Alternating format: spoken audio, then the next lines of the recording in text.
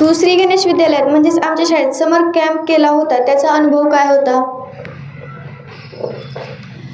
आमचा समर कॅम्प 20 मे ला रोजी झाला होता आणि 31 मे रोजी संपला. सर्वप्रथम आम्हाला सकाळी योगा घेत होते. योगामध्ये पण 3 स्टेजेस होते, वॉर्मअप, प्राणायाम आणि ध्यानधारणा.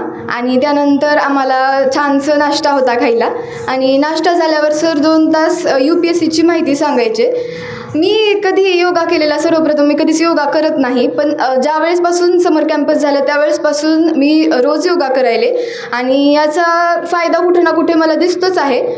फायदा म्हणजे काय की अभ्यासामध्ये कॉन्सन्ट्रेशन वाढलं, जसं की आमचं सरांनी त्राटक करून घेतलेलं होतं, त्याच्यामुळे अभ्यासामध्ये कॉन्सन्ट्रेशन वाढते, फोकस वाढते, तुम्ही शांत होतात. आणि त्याच्यानंतर आम्हाला जी 2 तासामध्ये UPSCची माहिती सांगितली ती आम्हाला 3 वर्षसुद्धा 4 वर्ष जण UPSC पहिल्यांदा करणार आहे त्याला ही माहिती समजली नसती. ते अगदी बेसिकपासून इंटरव्ह्यूपर्यंतची माहिती आम्हाला सांगितली होती.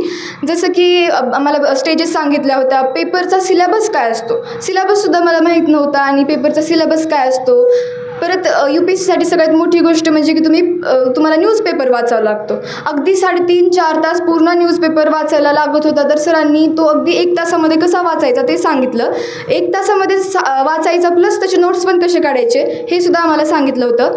आणि तुम्ही subjective objective reading, book reading कशी करायची हे सुद्धा शिकवलं होतं. आणि आम्हाला UPSCबद्दल भरपूर माहिती मिळाली या 11 दिवसामध्ये आणि याचा नक्कीच मला फायदा होईल.